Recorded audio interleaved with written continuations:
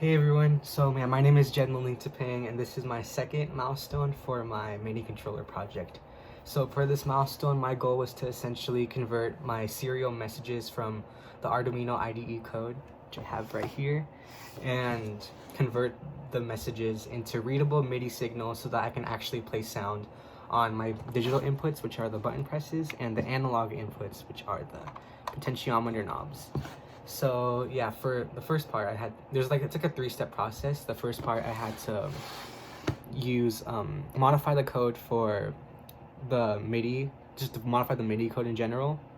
It took a lot of work, but I ended up working in the end, so I'm grateful for that. And yeah, after this, I converted the MIDI code into readable signals on this thing, which is called the serial bridge, the hairless MIDI. And this essentially tells you if you're successfully converting the serial messages into MIDI signals, which will then go to FL Studio. So you basically have to, for the serial port right here, you have to choose your USB serial port, and right here you have to go, the output has to be to your music software or your software in general, and for me it was the FL Studio one. So, and you can tell that it's working from this right here. If you press the button press and show it, when you press the button press, it should go on once you press it and off once you release it. The same goes for the potentiometer knob. Once you twist it, it should, like, a lot of text and messages should pop up, and if you stop, it should stop as well. And the third part was essentially just having this work on FL Studio. So essentially, once you press a button, it will play sound on FL Studio.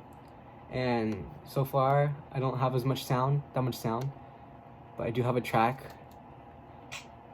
Yep, it's supposed to play, I don't know if you heard that, but yes, it's supposed to play some sort of like any sound at all once you get it working.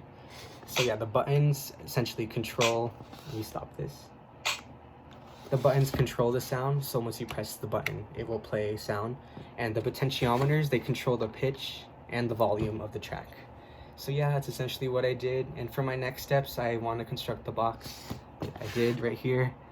And yeah, it took a lot of patience. I had to use a lot of soldering and drilling, and for the holes especially, and the tiny holes for the potentiometer knobs, as well as wiring just everything together and making sure that it looks at least somewhat organized. It looks a little messy, but in the end it works, so that's good.